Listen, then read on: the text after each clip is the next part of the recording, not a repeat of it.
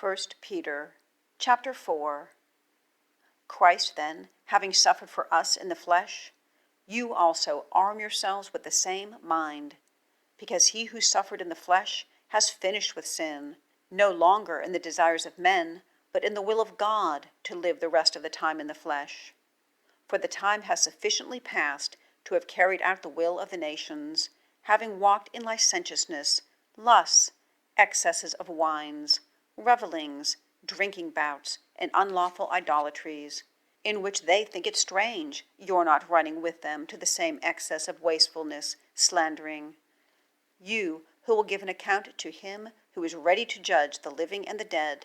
For this also was good news proclaimed to dead men, that they may be judged, indeed, according to men in the flesh, but may live according to God in the Spirit. Now the end of all things has come near. Be sober-minded then, and be sober in your prayers.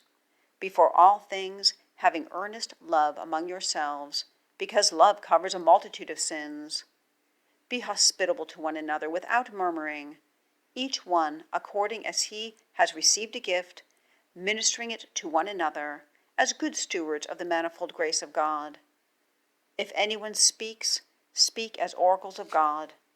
If anyone ministers, minister as the strength which God supplies, so that in all things God may be glorified through Jesus Christ, to whom is the glory and the power, through the ages of the ages.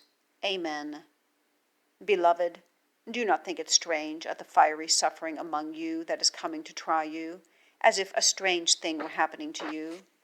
But according as you have fellowship with the sufferings of the Christ, rejoice, that you may also rejoice in the revelation of his glory, exulting. If you are reproached in the name of Christ, you are blessed, because the Spirit of glory and of God rests on you. In regard indeed to them is evil spoken of him, and in regard to you he is glorified. For let none of you suffer as a murderer or thief or evildoer, or as a meddler into other men's matters. And if as a Christian, do not let him be ashamed, but let him glorify God in this respect, because it is the time of judgment to have begun from the house of God. And if first from us, what is the end of those disobedient to the good news of God? And if the righteous man is scarcely saved, where will the ungodly and sinner appear? So that those also suffering according to the will of God, as to a steadfast Creator, let them commit their own souls in doing good.